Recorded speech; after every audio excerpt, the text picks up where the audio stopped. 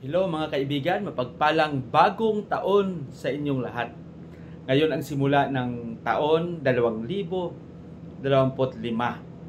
Pagdasal natin sa Panginoon, ipadalangin natin sa Panginoon ngayon na maging mabuti at mabunga ang buong taong paglalakbay natin. Ang Panginoon alam natin na napakabuti.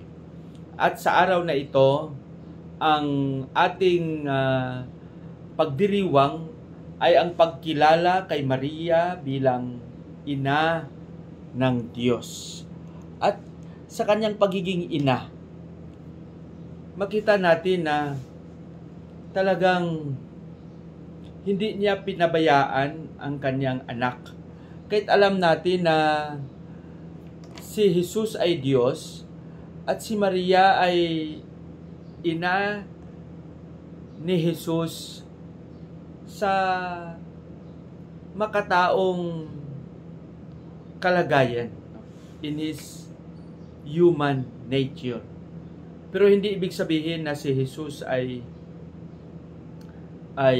hindi na kailangang alagaan, di ba? At nagkakatuwa dahil makita natin na ang Panginoon, ang Diyos ay talagang kumikilos sa iba't ibang panahon, sa iba't ibang oras, at sa iba't ibang paraan, gamit ang bawat isa bilang instrumento ng kanyang pagkilos.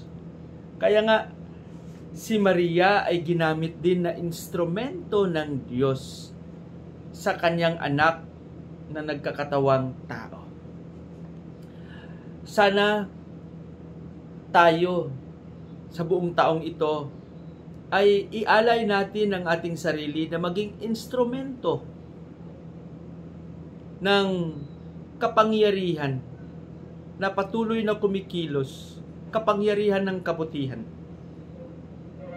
ng kagalakan, ng paghahari ng Diyos. Hayaan natin na gamitin tayo ng Panginoon sa paraan na maging makabuluhan, di ba?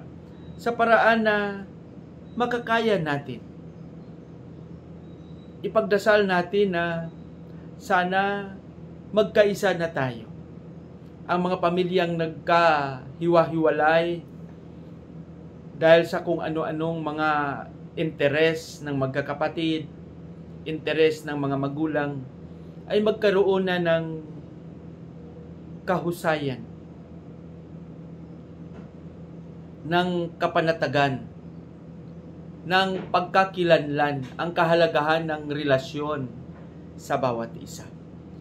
Pagdasal din natin na sana sa taong ito ang ating mga leader na wag lang sana nilang isipin ang kanilang mga personal na pangangailangan, kundi makatutok sila sa pangangailangan una sa lahat ng mga taong kanilang inaasahan na maging kaagapay din nila sa pag-unlad ng kanilang komunidad. Lalong-lalo na ng mga taong talagang nagdusa sa hirap, na pantay-pantay ang kanilang paglilingkod, na walang pinipili. Pagdasal din natin ang ating mga sandatahang lakas, ang ating mga kapulisan, na maging matatag at masigasig din sila sa pagtupad ng kanilang tungkulin, alang-alang sa kapayapaan, na walang ipinapahamak, walang maging biktima ng hindi tama na pamamaraan ng pamamalakad ng kapayapaan. Pagdasal din natin ang ating inang simbahan, ang mga lideres nito, ang mga obispo, kaming mga kaparian, na maging banal sa paraan ng paglilingkod, na marami pang mga taong mahikayat na lumapit sa simbahan, lalong-lalo na yung mga biktima ng pag-aabuso. Ipagdasal natin Ipagdasal natin ang mga kapariang nagdusa din sa iba't ibang sakit, ang mga malapit ng mamatay, ang mga nakahiga na lang. Pasalamatan din natin sila na sa likod ng kanilang kahinaan ay nakapaglingkod sila sa ating inang simbahan, na ang bawat isa ay matatag. Tayong mga binyagan, ipagdasal din natin na sa bagong taong ito ay maging tunay na saksi tayo ng Ebanghelyo. Hindi lang sa salita, kundi sa ating patuloy na paglilingkod sa bawat isa. Kaya mga kapatid, ang aking dalangin gaya ng sinabi ko sa bagong taong ito, na maging masaya tayo, malayo tayo sa sakit, at maramdaman natin ng buong buo na ang Panginoon ay patuloy na kumikilos sa ating buhay. Pasalamatan din natin sa pagdiriwang at pagkilala kay Maria bilang ina ng Diyos, na sa kanyang gabay, kasama natin si Maria na nananalangin sa Panginoon na tayong lahat ay lumapit sa kanyang anak, magkaroon ng katatagan, hindi lang sa isip, kundi sa ating mga gawa. Pagpalain nawa tayo.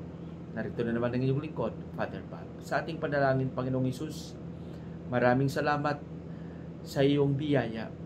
Maraming salamat sa pagpadala mo sa iyong anak na si Jesus, na nagkatawang tao sa pamamagitan ng aming ina, Birhen Maria. Sana sa aming kahinaan, maging matatag pa kami at masigasig sa pagpahayag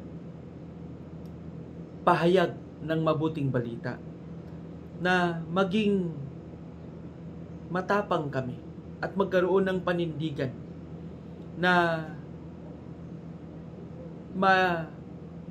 maipakita at mapadama itong liwanag na ibinigay mo sa amin. Ang liwanag na walang iba kundi si Kristo, na maging tunay na instrumento kami sa pagdala ng liwanag na ito, lalong-lalo na sa aming mga kapatid na nasa kadiliman, na kami ay maging buhay na saksi ng iyong presensya. Hinihiling namin ito sa pangalan ni Jesus na aming Panginoon. Amen.